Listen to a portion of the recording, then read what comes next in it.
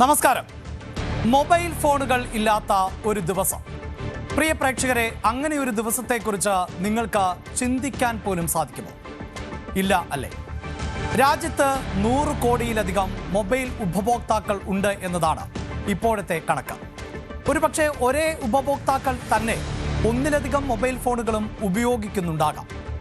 ലോകരാജ്യങ്ങളിൽ തന്നെ ഏറ്റവും അധികം മൊബൈൽ ഫോൺ ഉപഭോക്താക്കൾ ഉള്ളതും നമ്മുടെ രാജ്യത്ത് തന്നെയാണ്.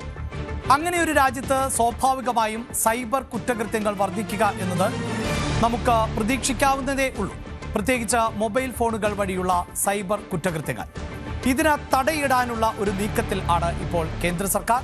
അതിനുവേണ്ടി കേന്ദ്ര സർക്കാർ ഒരു ആപ്പ് തയ്യാറാക്കിയിരിക്കുകയാണ്. എന്താണ് കേന്ദ്ര സർക്കാരിൻ്റെ ആ ആപ്പ്? അതടക്കം നമുക്ക് വിശദമായി പരിശോധിക്കാം. ഒപ്പം മറ്റു ചില പ്രധാനപ്പെട്ട രാഷ്ട്രീയ വാർത്തകൾ കൂടി ഇന്ന് പ്രേക്ഷകരുമായി പങ്കുവെക്കാനുണ്ട്. എല്ലാ പ്രേക്ഷകർക്കും ന്യൂസ് ട്രെൻഡ്സിലേക്ക് സ്വാഗതം.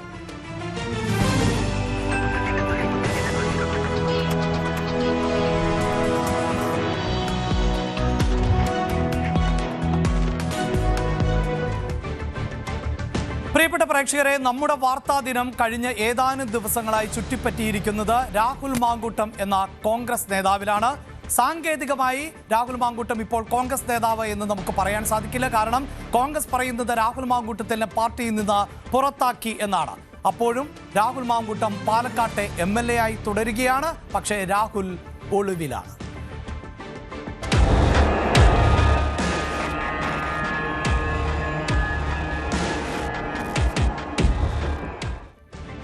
രാഹുൽ ഒളിവിലായിട്ട് ഇന്ന് 6ാമത്തെ ദിവസമാണ്.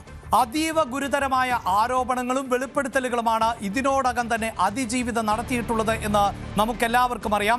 അതുപ്രകാരം ഗുരുതരമായ വകുപ്പുകൾ ഉൾപ്പെടുത്തിക്കൊണ്ടുള്ള കേസുകൾ ആണ് ഇപ്പോൾ രാഹുലിന് എതിരെ രജിസ്റ്റർ ചെയ്തിട്ടുള്ളത് എന്നത് നമുക്കറിയാം. IT ആക്ട് പ്രകാരമുള്ള കേസുകളുണ്ട്. അതോടൊപ്പം തന്നെ ഭാരതീയ ന്യായ സംഹിതയിൽ ഉൾപ്പെടുന്ന കേസുകൾ.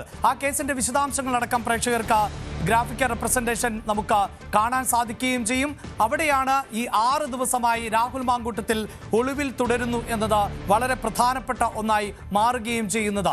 എന്തുകൊണ്ടാണ് രാഹുൽ മാങ്കൂട്ടത്തിനെ പിടികൂടാൻ സാധിക്കാത്തത്? പ്രത്യേകിച്ച് അങ്ങേയറ്റം ഗൗരവമായ വകുപ്പുകൾ ചുമത്തിയിട്ട് പോലും രാഹുൽ മാങ്കൂട്ടത്തിനെ കണ്ടെത്താൻ നമ്മുടെ പോലീസ് സംവിധാനങ്ങൾക്ക് സാധിക്കുന്നില്ലേ എന്ന ചോദ്യം ഉയരുകയാണ്. 6 ദിവസമായി രാഹുൽ മാങ്കൂട്ടം ഒളിവിൽ തുടരുമ്പോൾ രാഹുലിനെ പിടികൂടുന്നതിന് വേണ്ടിയുള്ള കഠിനമായ ശ്രമത്തിൽ ആണ് പോലീസ് എന്നതാണ് പോലീസിൽ നിന്ന് ലഭിച്ചുകൊണ്ടിരിക്കുന്ന പ്രതികരണങ്ങൾ.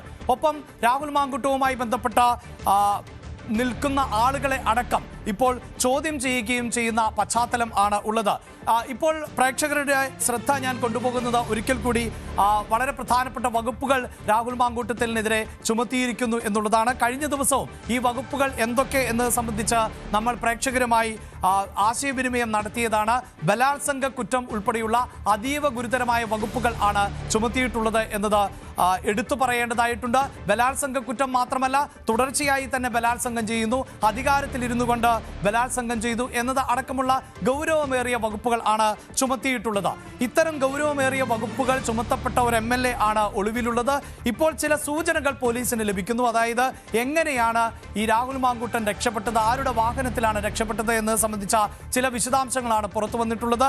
അതുപ്രകാരം രാഹുൽ മാങ്കൂട്ടം ചുവന്ന കാറിലാണ് രക്ഷപ്പെട്ടത് എന്നും അത് നടിയുടെ കാറിൽ ആണ് രക്ഷപ്പെട്ടത് എന്നുമാണ് പറയുന്നത്. ഇപ്പോൾ നമുക്ക് ഇതിന്റെ വിശദാംശങ്ങളുമായി ഞങ്ങളുടെ റിപ്പോർട്ടർ ഡാൻ കുര്യൻ ആണ് ചേരാൻ പോകുന്നത്. അങ്ങനെ ഡാനിലേക്ക് ആണ് വളരെ പെട്ടെന്ന് നമുക്ക് പോകേണ്ടത്. ഡാൻ കുര്യൻ ഇപ്പോൾ ചേരുന്നുണ്ട്. ഡാൻ, ഇതാ 6 ദിവസമായി രാഹുൽ മാങ്കൂട്ടത്തിൽ ഒളിവിലാണ്. എന്നിട്ടും രാഹുലിനെ കണ്ടെത്താൻ നമ്മുടെ പോലീസ് സംവിധാനങ്ങൾക്ക് സാധിക്കുന്നില്ല. എന്താണ് പോലീസ് ഇപ്പോൾ പറയുന്നത്?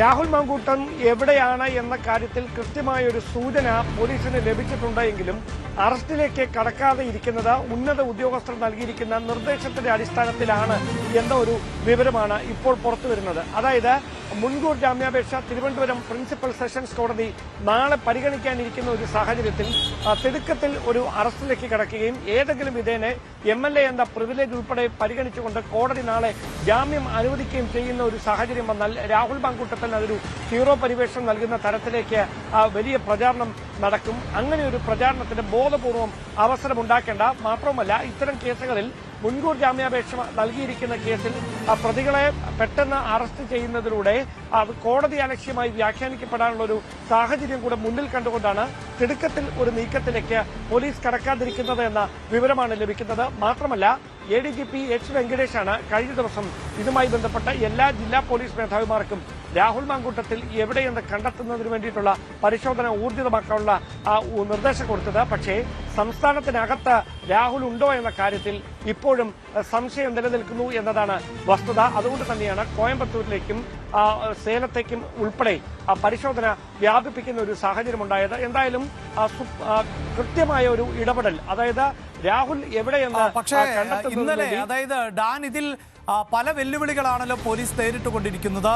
ഒന്ന്, രാഹുൽ മാങ്കൂട്ടം രക്ഷപ്പെട്ട ദിവസം അല്ലെങ്കിൽ ഒളിവിൽ പോയ ദിവസം എന്നത് വ്യാഴാഴ്ചയാണ്. ഈ വ്യാഴാഴ്ചയാണ് യുവതിയുടെ മൊഴിയടക്കം പോലീസ് രേഖപ്പെടുത്തിയ ദിവസം. അന്ന് രാഹുൽ പോയതിന്റെ വിശദാംശങ്ങൾ അല്ലെങ്കിൽ CCTV ദൃശ്യങ്ങൾ ഫ്ളാറ്റിൽ നിന്ന് ലഭ്യമാകുന്നില്ല എന്ന് പറയുമ്പോൾ, അതായത് രാഹുലുമായി ചേർന്ന് നിൽക്കുന്നവർ രാഹുൽ മാങ്കൂട്ടത്തിലേക്ക് എത്തുവാനുള്ള എല്ലാ വഴികളും അടയ്ക്കുന്നു എന്നാണല്ലോ മനസ്സിലാക്കുന്നത്. ഒപ്പം വിചിത്രമായ ചില റിപ്പോർട്ടുകൾ കൂടി നമുക്ക് ലഭിച്ചിരുന്നു. അതായത് CCTVകൾ ഒഴിവാക്കിയാണ് രാഹുൽ മാങ്കൂട്ടം രക്ഷപ്പെട്ടത്. അതായത് പോലീസിന്റെ CCTVകൾ ഉള്ള പ്രദേശത്തു കൂടിയല്ല രാഹുൽ മുങ്ങിയിട്ടുള്ളത് എന്നതൊക്കെയാണ്. അതിപ്പോൾ ഏത് വാഹനത്തിലാണ് രാഹുൽ രക്ഷപ്പെട്ടത്, അല്ലെങ്കിൽ പല വാഹനങ്ങൾ മാറിക്കയറിയോ, ഇതൊക്കെ വളരെ അന്വേഷിച്ച് കണ്ടെത്തേണ്ട ഒന്നാണ്. പക്ഷേ ഇപ്പോഴും രാഹുൽ പോയ വഴി ഏത് എന്ന് അറിയാൻ പറ്റാത്തൊരു സാഹചര്യമാണോ ഉള്ളത്? ഈ നടിയുടെ വാഹനം, അതിനെ മാത്രമാണോ കേന്ദ്രീകരിക്കാൻ നമ്മുടെ പോലീസ് സംവിധാനത്തിന് സാധിക്കുന്നത്?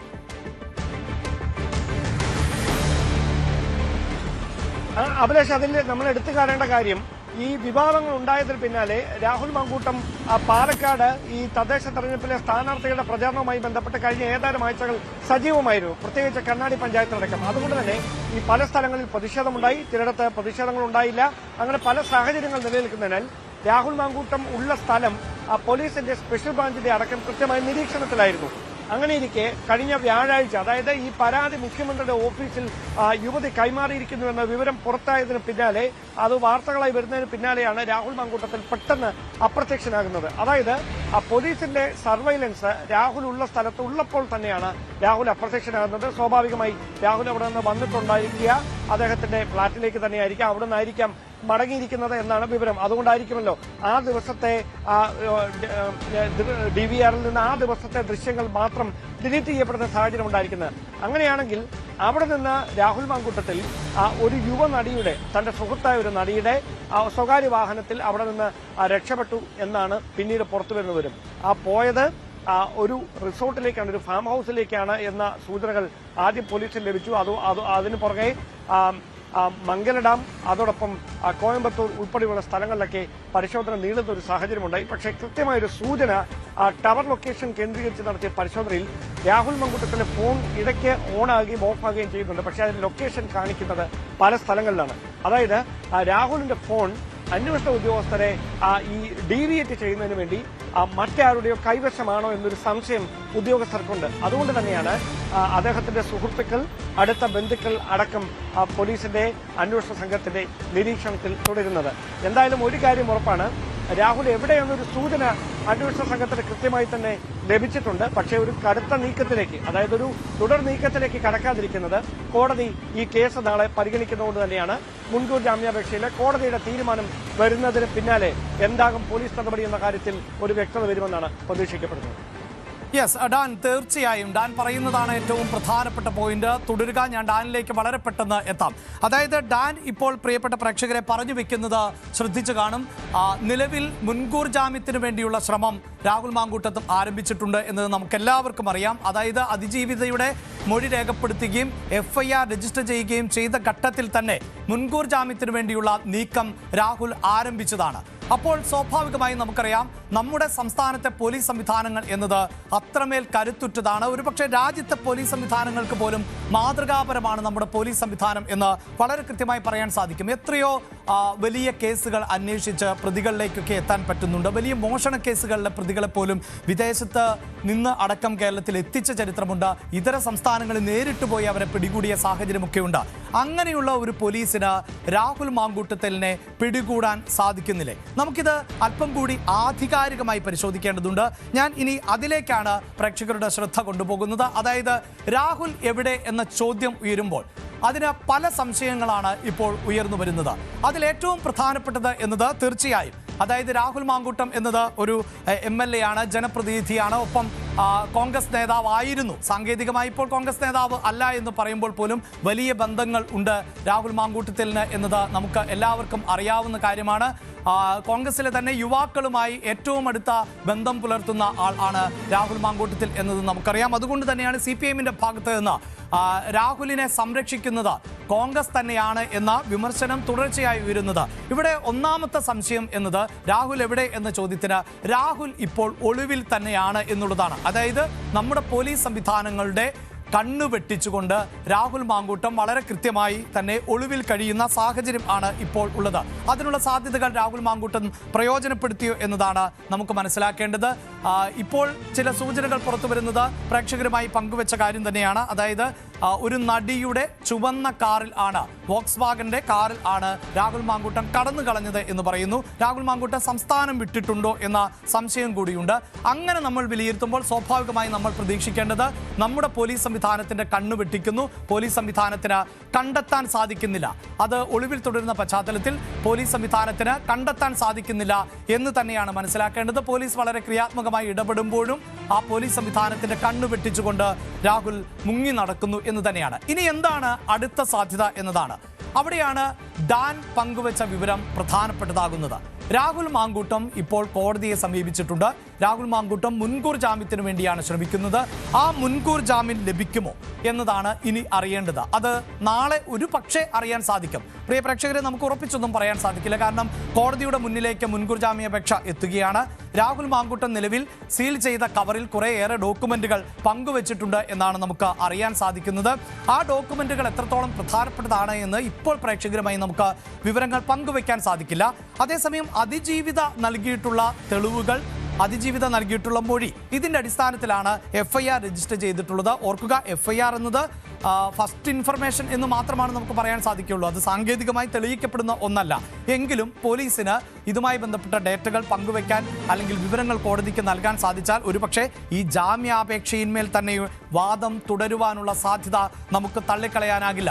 ആ വാദത്തിൽ കോടതി എന്ത് തീരുമാനമെടുക്കും എന്നത് തന്നെയാണ് നിർണായകമാകുന്നത്. അതായത് കൃത്യമായി പറഞ്ഞാൽ കോടതിയുടെ നിലപാട് എന്ത് എന്നതിനു വേണ്ടിയുള്ള ഒരു കാത്തിരിപ്പിൽ ആണ് ഇപ്പോൾ നമ്മുടെ അന്വേഷണ സംഘം എന്ന് വേണം അതിൽ നിന്ന് അനുമാനിക്കാൻ. കോടതിയുടെ ഭാഗത്ത് നിന്നുള്ള നിലപാട് എന്ത് എന്നത് അറിഞ്ഞതിന് ശേഷം തുടർ നീക്കങ്ങളിലേക്ക് ഒരു പക്ഷേ നമ്മുടെ പോലീസ് സംവിധാനങ്ങൾ പോയേക്കാം. മുൻകൂർ ജാമ്യം ലഭിക്കുമോ എന്നാണ് കോടതി ഇപ്പോൾ പരിശോധിക്കുന്നത്. അങ്ങനെ കോടതിയുടെ നിലപാടിന് വേണ്ടി ഇപ്പോൾ കാത്തിരിക്കുന്നു എന്നാണ് നമുക്ക് മനസ്സിലാക്കാൻ സാധിക്കുന്നത്. ആ കാത്തിരിപ്പിന് എന്ന് അവസാനമുണ്ടാകും, നാളെ അവസാനമുണ്ടാകുമോ എന്ന് നമുക്കറിയില്ല. ഞാൻ അടുത്ത ഡേറ്റയിലേക്ക് പോവുകയാണ്. ഒരു ഡേറ്റ കൂടി ഉണ്ടായിരുന്നു, അതിന് ശേഷം നമുക്ക് പ്രേക്ഷകരുമായി പങ്കുവെക്കാനുള്ളത് അറസ്റ്റ് വൈകുന്നതിൻ്റെ കാരണങ്ങളിൽ ഒന്ന് സർക്കാരിൻ്റെ സമ്മർദ്ദമാണോ എന്നതാണ്. സർക്കാരിൻ്റെ സമ്മർദ്ദമാണോ എന്ന സംശയം ആണ് ഇപ്പോൾ നമുക്ക് പ്രേക്ഷകരുമായി പങ്കുവെക്കാൻ പറ്റുന്ന അടുത്ത ഡേറ്റ. അങ്ങനെ സർക്കാരിൻ്റെ സമ്മർദ്ദത്തിന് പോലീസ് സംവിധാനങ്ങൾ വശംവദരാകുമോ എന്നൊരു സംശയം നമുക്ക് തള്ളിക്കളയാൻ സാധിക്കില്ല. കാരണം രാഷ്ട്രീയ കേന്ദ്രങ്ങളിൽ നിന്ന് പോലും ആ വിമർശനം ഉയരുന്നുണ്ട്. ഞാൻ അടുത്ത ഡേറ്റയിലേക്ക് പോകുന്നതിന് മുമ്പ് BJPയുടെ സംസ്ഥാന അധ്യക്ഷൻ കൂടിയായിട്ടുള്ള രാജീവ് ചന്ദ്രശേഖർ അങ്ങനെ ഒരു വിവരം നേരത്തെ തന്നെ പങ്കുവെച്ചതാണ്. നമുക്ക് ആ രാജീവ് ചന്ദ്രശേഖറിന്റെ പ്രതികരണം എന്തായിരുന്നു എന്ന് കേൾക്കാം.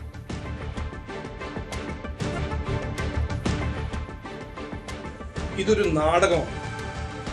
ഇത് 3-4 മാസം മുമ്പേ സുവമോട്ടോ കേസ് ചെയ്യാൻ കഴിയുന്ന ഒരു സ്റ്റേറ്റ് ഗവൺമെന്റ് എലക്ഷന്റെ 4 ദിവസം മുമ്പേ ഈ അറസ്റ്റിന്റെ ഒരു നാടകം ചെയ്യുമ്പോൾ അത് എന്തുകൊണ്ടെന്ന് നിങ്ങൾ ചോദിക്കണം.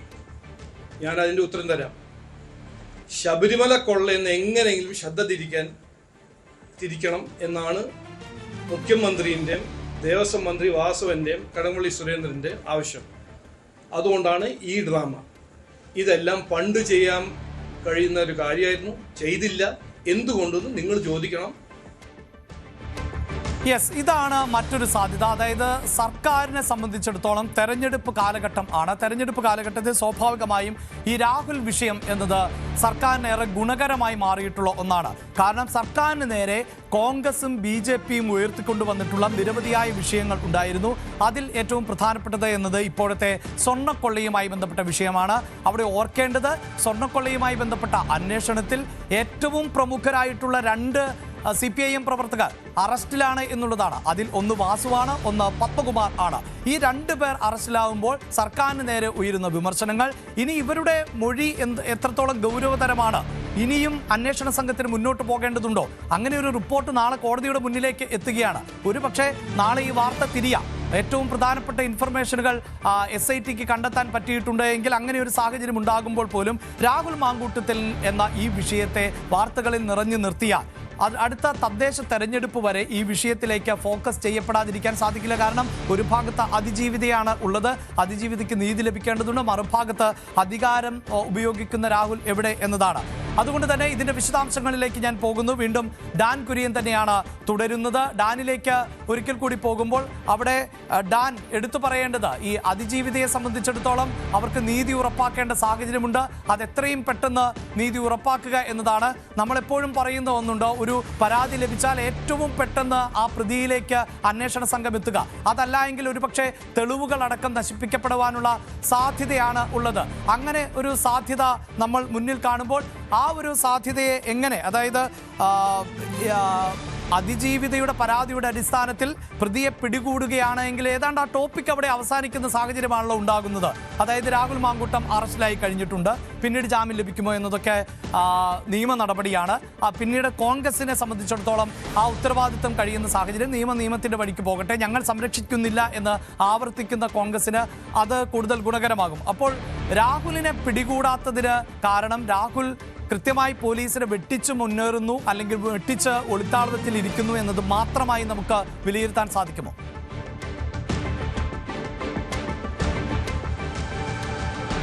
ഈ BJPയും അതോടൊപ്പം UDFിലെ ചില നേതാക്കളും ആരോപിച്ചതുപോലെ ഇതൊരു രാഷ്ട്രീയ ഗൂഢാലോചനയെ തുടർന്നാണ് ഈ കേസ് ഇപ്പോൾ ഇങ്ങനെ പരാതി അടക്കം വന്നിരിക്കുന്നതെങ്കിൽ നമുക്കറിയാം, അങ്ങനെയെങ്കിൽ ഈ രാഷ്ട്രീയമായി സ്വാധീനിക്കപ്പെട്ടിരിക്കുന്നു എന്ന് കൃത്യമായി പറയേണ്ടി വരും. അതായത് ഈ ഇരയെ രാഷ്ട്രീയമായി സ്വാധീനം ചെലുത്തി ഈ പ്രധാനപ്പെട്ട വിവാദങ്ങൾ, സ്വർണ്ണക്കൊള്ള അടക്കം മറച്ചുവെക്കുന്നതിന് വേണ്ടി ഇവരെ ബോധപൂർവം സ്വാധീന ശക്തികൾ അവരെ കൃത്യമായി അവരുടെ വരുതിയിലാക്കി ഇങ്ങനെ ഒരു പരാതി ഇപ്പോൾ പെട്ടെന്ന് നൽകിപ്പിച്ച് അങ്ങനെ ഒരു ഗൂഢാലോചന ക്രിയേറ്റ് ചെയ്ത് മറ്റ് വിവാദങ്ങളിൽ നിന്നൊക്കെ ശ്രദ്ധ വഴിതിരിച്ചു വിടാനുള്ള ഒരു നീക്കം അവിടെ നിന്ന് തന്നെ തുടങ്ങി എന്ന് ആരോപിക്കേണ്ടി വരും. ആരോപിച്ചാൽ മാത്രം പോരാ, അത് തെളിയിക്കേണ്ടിയും വരും. അതല്ലാത്ത പക്ഷം അത്തരമൊരു പരാമർശത്തിന് എത്ര കണ്ട് പ്രസക്തിയുണ്ട് എന്നത് നമുക്ക് കാത്തിരുന്ന് തന്നെ കാണണം. മാത്രവുമല്ല, നമുക്കറിയാം ഈ വിവാദങ്ങളുടെ തുടക്കം ഇന്നലെയോ മിനിഞ്ഞാന്നോ കഴിഞ്ഞ 7 ദിവസം മുമ്പോ അല്ല, ഈ പരാതി നൽകിയ കഴിഞ്ഞ വ്യാഴാഴ്ചയുമല്ല. അതായത് കഴിഞ്ഞ 3 മാസമായി അന്തരീക്ഷത്തിലുള്ള വാർത്തയായ, ചർച്ചയായ, ഒരുപാട് തർക്കങ്ങളിലേക്ക് കടന്ന രാഹുൽ മാങ്കൂട്ടത്തിൽ അദ്ദേഹത്തിന്റെ യൂത്ത് കോൺഗ്രസിന്റെ സംസ്ഥാന അധ്യക്ഷ പദം തന്നെ നഷ്ടമാകുന്ന തരത്തിലേക്ക് കാര്യങ്ങൾ എത്തിച്ച ഒരു വിവാദമാണ്. ആ വിവാദത്തിൽ ഒരു പരാതി മാത്രമല്ല രാഹുലുമായി ബന്ധപ്പെട്ട് ലഭിച്ചിരിക്കുന്നതെന്ന് വളരെ ഉത്തരവാദിത്വത്തോടെ പ്രതിപക്ഷ നേതാവ് VD സതീശനും രമേശ് ചെന്നിത്തലയും ഉൾപ്പെടെയുള്ള നേതാക്കൾ പൊതുസമൂഹത്തിൽ വന്ന് പറയുന്ന സാഹചര്യം, അതായത് ഇതിന്റെ ഗൗരവം എത്രയാണ് എന്നുള്ള കാര്യം കോൺഗ്രസിന്റെ നേതൃത്വം രാഷ്ട്രീയമായി തിരിച്ചറിഞ്ഞിരുന്നു. അതുകൊണ്ടാണ് രാഹുൽ മാങ്കൂട്ടത്തിനെതിരെ പരാതി വന്നതിന് ശേഷം മാത്രം നടപടിയെടുത്താൽ മതി എന്നൊരു നിലപാടിൽ മുമ്പോട്ട് പോയാൽ തെരഞ്ഞെടുപ്പ് സമയത്ത് കോൺഗ്രസിനെതിരെ ആഞ്ഞടിക്കാൻ കഴിയുന്ന രാഷ്ട്രീയ ആയുധമായി അത് ഇടത് സർക്കാർ ഉപയോഗിക്കുമെന്നൊരു ദീർഘവീക്ഷണം, അങ്ങനെ ഒരു വിലയിരുത്തൽ കോൺഗ്രസിലെ പ്രധാനപ്പെട്ട നേതാക്കളുടെ ഭാഗത്ത് നിന്ന് ഉണ്ടാകുകയും ഏത് വിധേനയും ഇപ്പോൾ തന്നെ നടപടി ഉറപ്പാക്കണമെന്നൊരു തീരുമാനത്തിൽ രാഹുൽ മാങ്കൂട്ടത്തിന്റെ പാർലമെന്ററി പാർട്ടിയിൽ നിന്ന് പുറത്താക്കിക്കൊണ്ട്, രാഹുൽ മാങ്കൂട്ടത്തിന്റെ പാർട്ടിയുടെ പ്രാഥമിക അംഗത്വത്തിൽ സസ്പെൻഡ് ചെയ്തുകൊണ്ട്, രാഹുൽ മാങ്കൂട്ടത്തിന്റെ യൂത്ത് കോൺഗ്രസ് സംസ്ഥാന അധ്യക്ഷ പദത്തിൽ നിന്ന് രാജിവെപ്പിച്ചുകൊണ്ടുള്ള സുപ്രധാനമായ ഒരു തീരുമാനം കോൺഗ്രസ് നേതൃത്വത്തിന്റെ ഭാഗത്തു നിന്നുണ്ടായത് ഇങ്ങനെ ഒരു രാഷ്ട്രീയ നീക്കം സർക്കാരിന്റെ ഭാഗത്ത് നിന്ന് തദ്ദേശ തെരഞ്ഞെടുപ്പിന് മുമ്പോ നിയമസഭാ തെരഞ്ഞെടുപ്പിന് മുമ്പോ ഉണ്ടാകാനുള്ള സാധ്യത മുന്നിൽ കണ്ടുകൊണ്ട് തന്നെയാണ്. അതായത് ഈ പരാതി എന്നത് ഒരു വസ്തുതയാണ്. ഇങ്ങനെ ഒരു ദുരനുഭവം ചിലർക്ക് നേരിട്ടിട്ടുണ്ട് എന്നത് സംബന്ധിച്ച ബോധ്യപ്പെടുന്ന തെളിവുകൾ KPCC നേതൃത്വത്തിന്, പ്രത്യേകിച്ച് പ്രതിപക്ഷ നേതാവിനടക്കം ലഭിച്ചു എന്നതും യാഥാർത്ഥ്യമാണ്.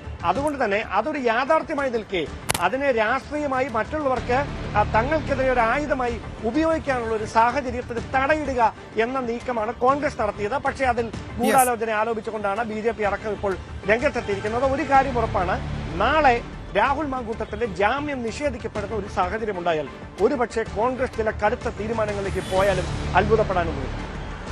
യെസ്, അതോടൊപ്പം തന്നെ ഡാനിത, ഈ കോൺഗ്രസിനെ സംബന്ധിച്ചിടത്തോളം മറ്റൊരു ഭാഗത്ത് വെട്ടിലാക്കുന്ന സാഹചര്യമാണോ സന്ദീപ് വാര്യർ സൃഷ്ടിച്ചിട്ടുള്ളത്? പ്രത്യേകിച്ച് ഈ കേസുമായി ബന്ധപ്പെട്ട് പ്രേക്ഷകർക്കും അറിയാവുന്നതാണ്, ഈ കേസുമായി ബന്ധപ്പെട്ട് അതിജീവിതയെ അധിക്ഷേപിക്കുന്ന തരത്തിലുള്ള ഇടപെടലുകൾ നടത്തിയിട്ടുള്ള ഒരാൾ ആണ് സന്ദീപ് വാര്യർ. സന്ദീപ് വാര്യർ മാത്രമല്ല, രാഹുൽ ഈശ്വർ ഉൾപ്പെടെയുള്ളവരും അത്തരത്തിൽ അധിക്ഷേപങ്ങൾ നടത്തിയിട്ടുണ്ട്. അവിടെ ഡാനിലേക്ക് വീണ്ടും വരുന്ന സംശയം എന്നത് അവരുടെ ഒരു തുടർ നീക്കങ്ങൾ എന്ത് എന്നത് സംബന്ധിച്ചാണ്. അതായത് സന്ദീപ് വാര്യർ അല്ലെങ്കിൽ ദീപ ജോസഫിനെ പോലെയുള്ളവർ ഒക്കെ ഇനി എന്താണ് നീക്കങ്ങൾ? അവരും മുൻകൂർ ജാമ്യാപേക്ഷയുമായി ഒക്കെ കോടതിയിലേക്ക് പോകുന്നു എന്ന് പറയുമ്പോൾ രാഹുൽ ഈശ്വർ ഇപ്പോൾ തടവിൽ തന്നെ തുടരുന്ന സാഹചര്യമാണുള്ളത്. 14 ദിവസത്തേക്കാണ് റിമാൻഡ് ചെയ്തിട്ടുള്ളത്. വീണ്ടും ഡാനിലേക്ക് തന്നെ പോകുമ്പോൾ, ഡാൻ, ഇതിലിപ്പോൾ ഏറ്റവും പ്രധാനപ്പെട്ടതായി അറിയേണ്ടത് രാഹുൽ ഈശ്വർ നിരാഹാര സമരത്തിലേക്ക് പോകുന്നു എന്ന് ഇന്നലെ തന്നെ പറഞ്ഞതാണ്. രാഹുൽ വീണ്ടും കോടതിയെ സമീപിക്കുന്നുണ്ട് ജാമ്യത്തിനു വേണ്ടി. ഒപ്പം മുൻകൂർ ജാമ്യാപേക്ഷയുമായി സന്ദീപ് വാര്യരും രംഗത്തെത്തിയ ഒരു പശ്ചാത്തലമുണ്ട്. എന്താണ് അവരുടെ, അതായത് അതിജീവിതയെ അപമാനിച്ച കേസിലെ പ്രതികളുടെ തുടർ നീക്കങ്ങൾ? ഇപ്പോൾ ഇതാ പുതിയൊരാൾ കൂടി, അതായത് കണ്ണൂരിൽ നിന്നുള്ള ഒരാൾ കൂടി പ്രതിപട്ടികയിലേക്ക് എത്തുന്നു എന്ന വിവരം കൂടിയുണ്ട്.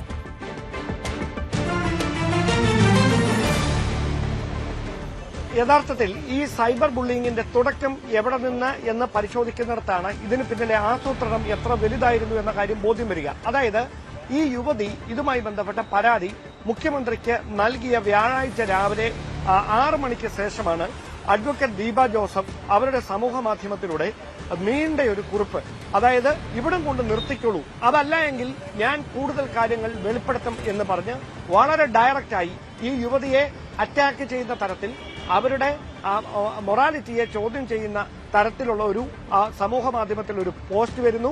ഒരു ഭീഷണിയുടെ സ്വരം ആ പോസ്റ്റിൽ ഉണ്ടായിരുന്നു എന്നതാണ് വസ്തുത. അതായത് ഇങ്ങനെയൊരു പരാതി അന്വേഷണ സംവിധാനങ്ങൾക്ക് മുമ്പിൽ, പോലീസ് സംവിധാനങ്ങൾക്ക് മുമ്പിൽ എത്താൻ സാധ്യതയുണ്ട് എന്ന കാര്യം രാഹുൽ മാങ്കൂട്ടത്തിലുമായി ബന്ധപ്പെട്ട കേന്ദ്രങ്ങൾ നേരത്തെ തന്നെ തിരിച്ചറിഞ്ഞിരുന്നു എന്നതാണ് വസ്തുത. കാരണം അങ്ങനെയാണ് ഇതിന് തുടക്കം. അതിന് തൊട്ടു പിന്നാലെ ഈ സന്ദീപ് വാര്യറും രാഹുൽ ഈശ്വറും അടക്കം ഇപ്പോൾ ഈ പ്രതിയാക്കപ്പെട്ടിരിക്കുന്ന അധിക്ഷേപ കേസിൽ എന്താണ് സംഭവിച്ചത് എന്നുകൂടി നമുക്കൊന്ന് പരിശോധിക്കേണ്ടതുണ്ട്. അതിൽ ഈ രാഹുൽ ഈശ്വർ നമ്മുടെ ചർച്ചയ്ക്കിടയിലാണ് സന്ദീപ് വാര്യറിന്റെ ഒരു പോസ്റ്റിന് ഞാൻ മറുപടി പറഞ്ഞുകൊണ്ട് തുടങ്ങാം എന്ന് പറഞ്ഞ് 2024 ഓഗസ്റ്റ് മാസത്തിൽ ഇരിയുടെ വിവാഹത്തിൽ സന്ദീപ് വാര്യർ പങ്കെടുത്തതാണ് എന്ന് അദ്ദേഹം തന്നെ അദ്ദേഹത്തിന്റെ ഫേസ്ബുക്ക് ഗ്രൂപ്പിലൂടെ പങ്കുവച്ചിട്ടുണ്ട്. അതെനിക്ക് ബോധ്യമുള്ള കാര്യമാണ് എന്നായിരുന്നു നമ്മുടെ ചർച്ചയിൽ രാഹുൽ ഈശ്വർ വ്യക്തമാക്കിയത്. അതായത് അങ്ങനെ ഒരു നറേഷൻ കൊണ്ടുവരികയും ആ 2024 ഓഗസ്റ്റ് മാസത്തിൽ താൻ ആ വിവാഹത്തിൽ പങ്കെടുത്തിട്ടുണ്ടെന്ന് പൊതുസമൂഹത്തോട് ഡേറ്റ് സഹിതം പറഞ്ഞ് സന്ദീപ് വാര്യർ പരസ്യമായി തന്നെ പ്രതികരണം നടത്തുകയും ചെയ്യുന്നതിലൂടെ രാഹുൽ അനുകൂലികൾക്ക് വളരെ പെട്ടെന്ന് സന്ദീപ് വാര്യറുടെ ടൈം ലൈനിൽ നിന്ന് ആ ഫോട്ടോ ട്രേസ് ചെയ്തെടുക്കാൻ കഴിയുന്ന ഒരു സാഹചര്യം നിമിഷങ്ങൾക്കകം ഉണ്ടായി. അതിനുശേഷം കൃത്യമായ കരങ്ങളിൽ മുൻകൂട്ടി തയ്യാറാക്കിയതനുസരിച്ച് കൃത്യമായ കരങ്ങളിൽ ഈ ഫോട്ടോ എത്തിയെന്ന് ഉറപ്പാക്കിയതിനു ശേഷം മറ്റ് പല ഭാഗത്തു നിന്ന് വന്ന ഫോൺ കോളുകളുടെ അടിസ്ഥാനത്തിൽ സന്ദീപ് വാര്യർ ഈ ഫോട്ടോ അവിടുന്ന് ഹൈഡ് ചെയ്യുകയായിരുന്നു, ഡിലീറ്റ് ചെയ്യുകയായിരുന്നു എന്നാണ് അന്വേഷണ ഉദ്യോഗസ്ഥരുടെ കണ്ടെത്തൽ. അത് ശരിവെക്കുന്ന തരത്തിലുള്ള ചില തെളിവുകൾ ഇന്നലെ രാഹുൽ ഈശ്വറിന്റെ ലാപ്ടോപ്പ് പരിശോധിച്ചപ്പോഴും കണ്ടെത്തിയിട്ടുണ്ട്. അതായത് ഇരയെ പൊതുസമൂഹത്തിൽ തുറന്നു കാണിക്കുക, അതോടൊപ്പം ഇരയുടെ ധാർമ്മിക വശങ്ങൾ ചോദ്യം ചെയ്തുകൊണ്ട് അവർ മാത്രമല്ല രാഹുലും ഇരയാണ് എന്ന ഒരു പ്രചാരണം ബോധപൂർവം നടത്തുന്നതിനുള്ള ഒരു നീക്കം ഈ പ്രതിപട്ടികയിൽ ഉൾപ്പെട്ട 5 പേരുടെ ഭാഗത്തുനിന്ന് ഉണ്ടായിട്ടുണ്ട് എന്നതാണ് കണ്ടെത്തൽ. അതിനുവേണ്ടി ഇരയുടെ ചിത്രങ്ങളടക്കം ലാപ്ടോപ്പിലെ പ്രത്യേക ഫോൾഡറിൽ രാഹുൽ ഈശ്വർ സൂക്ഷിച്ചിരുന്നെന്നും ഇത് മറ്റ് പലർക്കും അയച്ചു കൊടുക്കാനുള്ള നീക്കമാണ് രാഹുൽ ഈശ്വർ നടത്തിയതെന്നുമാണ് പ്രാഥമികമായി ഈ ലാപ്ടോപ്പ് പരിശോധിച്ചപ്പോൾ കണ്ടെത്തിയിരിക്കുന്നത്. അതുകൊണ്ട് തന്നെ രാഹുൽ ഈശ്വറിന്റെ ലാപ്ടോപ്പ് ശാസ്ത്രീയ പരിശോധനയ്ക്ക് വിധേയമാക്കും. മാത്രമല്ല ഈ കേസിലെ 1-ാം പ്രതിയായ രഞ്ജിത പുളിക്കൻ, 2-ാം പ്രതിയായ അഡ്വക്കേറ്റ് ദീപ ജോസഫ്, അതോടൊപ്പം ഈ കേസിലെ 4ാം പ്രതിയായ KPCCയുടെ ജനറൽ സെക്രട്ടറി കൂടിയായ സന്ദീപ് വാര്യർ ഇവരെയൊക്കെ വിശദമായി ചോദ്യം ചെയ്താൽ മാത്രമേ ഇതിലെ ഗൂഢാലോചന എന്ത് എന്ന കാര്യത്തിലൊരു വ്യക്തത വരുള്ളൂ. അതായത് ഒരു ക്രിമിനൽ ഗൂഢാലോചന ഈ വിഷയത്തിൽ നടന്നിട്ടുണ്ടെന്ന നിഗമനത്തിലാണ് അന്വേഷണ സംഘം. നിലവിൽ അവർക്ക് അത് സംബന്ധിച്ച് ചില തെളിവുകൾ ലഭിച്ചിട്ടുണ്ടോ എന്നാണ് ഉദ്യോഗസ്ഥർ നമുക്ക് നൽകുന്ന സൂചന. യെസ്, അതാണ് ഇപ്പോൾ നൽകുന്ന വിവരങ്ങൾ. അതായത് ഡാൻ കുര്യനാണ് വിശദാംശങ്ങൾ നൽകിക്കൊണ്ടിരുന്നത്.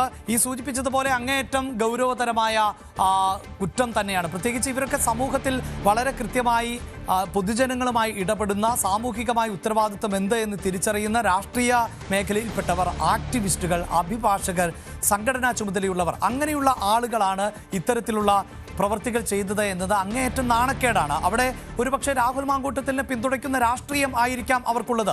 അത് അവരുടെ വ്യക്തിപരമായ നിലപാടാണ്. പ്രിയ പ്രേക്ഷകരെ, ആവർത്തിച്ച് പറയുന്നു, അത്തരത്തിൽ വ്യത്യസ്തമായ നിലപാടുകളുണ്ട് ഈ വിഷയത്തിൽ. രാഹുൽ മാങ്കൂട്ടത്തെ പിന്തുണയ്ക്കുന്നവരുണ്ട്. പക്ഷേ അത് അതിജീവിതയെ അപമാനിച്ചുകൊണ്ടോ അവരുടെ ഐഡന്റിറ്റിയെ പുറത്തുവിട്ടുകൊണ്ടോ ആയിരിക്കരുത് എന്നത് ഓർമ്മിപ്പിക്കാതെ വയ്യ. അങ്ങനെ ചെയ്യുന്ന പ്രവർത്തികളെ നമുക്ക് ഒരു കാരണവശാലും ന്യായീകരിക്കാനും സാധിക്കില്ല. ആർഗ്യുമെന്റുകൾ, നമ്മുടേതൊരു ജനാധിപത്യ രാജ്യമാണ്. അതുമാത്രമല്ല, എത്ര വലിയ തെറ്റുകൾ ചെയ്യുന്ന പ്രതിക്കും പറയാനുള്ളത് നമ്മുടെ നിയമ സംവിധാനങ്ങൾ, അത് സുപ്രീം കോടതിയാണ് എങ്കിൽ പോലും എത്ര വലിയ ശിക്ഷ വിധിക്കുന്നവനും എന്താണ് പറയാനുള്ളത് എന്നത് കോടതി കേൾക്കാറുണ്ട്. അപ്പോൾ അങ്ങനെ പറഞ്ഞുകൊള്ളൂ, പക്ഷേ അതിജീവിതയെ അപമാനിച്ചുകൊണ്ടാകരുത് അത്തരം പ്രതികരണങ്ങൾ എന്നുള്ളതാണ്. എന്തായാലും ഈ വിഷയത്തിൽ പോലീസ് അതിശക്തമായ നിലപാടാണ് സ്വീകരിക്കുന്നത് എന്നത് അഭിനന്ദനാർഹമായ പ്രവൃത്തിയാണ്. ഇപ്പോഴിതാ മറ്റ് 2 പേർ കൂടി ഈ കേസിൽ പ്രതി ചേർക്കപ്പെടുന്ന സാഹചര്യം ആണ് ഉള്ളത്.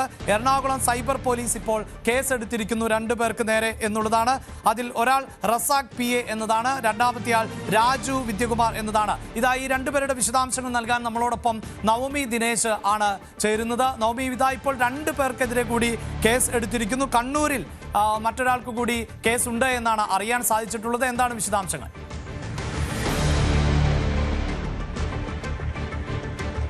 അഭിലാഷ്, ഇതോടെ 20ഓളം പേർക്കെതിരെ കേസെടുത്തിട്ടുണ്ടെന്നാണ് നമുക്ക് ഏറ്റവും ഒടുവിലായി ലഭിക്കുന്ന വിവരം. എറണാകുളം സൈബർ പോലീസാണ് എറണാകുളത്ത് 2 പേർക്കെതിരെ കേസെടുത്തിരിക്കുന്നത്. റസാഖ് PA, രാജു വിദ്യകുമാർ എന്നിവർക്കെതിരെയാണ് IT ആക്ട് പ്രകാരം ഇപ്പോൾ കേസെടുത്തിരിക്കുന്നത്. ഈ രാഹുൽ മാങ്കൂട്ടത്തിനെതിരെ പരാതി നൽകിയ യുവതിയുടെ ചിത്രം സമൂഹ മാധ്യമങ്ങളിൽ പരസ്യപ്പെടുത്തുകയും അതിന് താഴെ മോശം കമന്റുകൾ, മോശം വാക്കുകൾ ഇടുകയും ചെയ്തു. ഇതിനെ തുടർന്നാണ് ഇവർക്കെതിരെ കേസെടുത്തിരിക്കുന്നതെന്നാണ് പോലീസ് പറയുന്നത്. എന്തായാലും ഗുരുതരമായിട്ടുള്ള, നമുക്കറിയാം രാഹുൽ ഈശ്വറിനെയൊക്കെ അറസ്റ്റിലേക്ക് വരെ നയിച്ച സംഭവം തന്നെയാണ്. ആ ഒരു ഘട്ടത്തിൽ ഇവർക്കെതിരെയും കടുത്ത നടപടികളിലേക്ക് പോകാൻ തന്നെയാണ് പോലീസ് തീരുമാനിച്ചിരിക്കുന്നത്. ഇവരുടെ അക്കൗണ്ടുകൾ കേന്ദ്രീകരിച്ചുള്ള ഒരു അന്വേഷണത്തിനൊടുവിലാണ് ഇരുവർക്കുമെതിരെ കേസെടുത്തിരിക്കുന്നത്. അറസ്റ്റ് അടക്കമുള്ള കാര്യങ്ങളിലേക്ക് കടക്കാൻ തന്നെയാണ് പോലീസും തീരുമാനിച്ചിരിക്കുന്നത്. സമൂഹ മാധ്യമങ്ങളടക്കം വലിയ നിരീക്ഷണത്തിലാണ് ഇപ്പോഴുള്ളത്. ഈ പരാതിക്കാരിയെ അധിക്ഷേപിക്കുന്ന തരത്തിലുള്ള പോസ്റ്റുകൾ ഇടുകയും ചിത്രങ്ങൾ പ്രചരിപ്പിക്കുകയും ചെയ്യുന്നവർക്കെതിരെ കടുത്ത നടപടികളിലേക്ക് തന്നെയാണ് പോലീസ് കടന്നിരിക്കുന്നത്.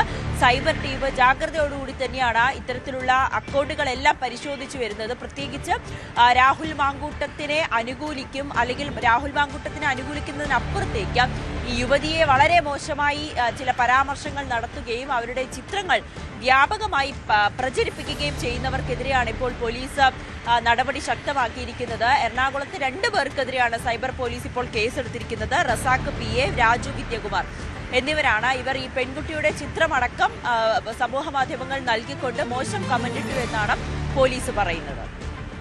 യെസ്, അതാണ് പോലീസിന്റെ ഭാഗത്ത് നിന്ന് കൃത്യമായ ഇടപെടലുകൾ ഉണ്ടാകുന്നു എന്ന് തന്നെയാണ് നമുക്ക് മനസ്സിലാക്കേണ്ടത്. അതായത് പോലീസ് പറയുന്നതനുസരിച്ച് ഈ യുവതിയുടെ ചിത്രങ്ങൾ അടക്കം സമൂഹ മാധ്യമങ്ങളിലൂടെ പ്രചരിപ്പിച്ചു എന്നുള്ളതാണ്. അതിലേറ്റവും പ്രധാനപ്പെട്ടത് എന്നത് യുവതിയുടെ വിവാഹ ചിത്രം എന്നത് തന്നെയാണ്. ആ വിവാഹ ചിത്രമാണ് അധികമായും ഇപ്പോൾ ഐഡന്റിറ്റി പുറത്തറിയാൻ വേണ്ടി ബോധപൂർവമായി ഇവർ പ്രചരിപ്പിച്ചുകൊണ്ട് ഇരിക്കുന്നത് എന്നതാണ് നമുക്ക് മനസ്സിലായിട്ടുള്ളത്. അങ്ങനെ പ്രചരിപ്പിച്ചവർ ആര് തന്നെയാണെങ്കിലും അവർക്കെതിരെ നടപടിയെടുക്കേണ്ടത് അനിവാര്യമാണ്. അതിനുള്ള നടപടികൾ തന്നെയാണ് ഇപ്പോൾ തുടർന്നുകൊണ്ടേ ഇരിക്കുന്നത്.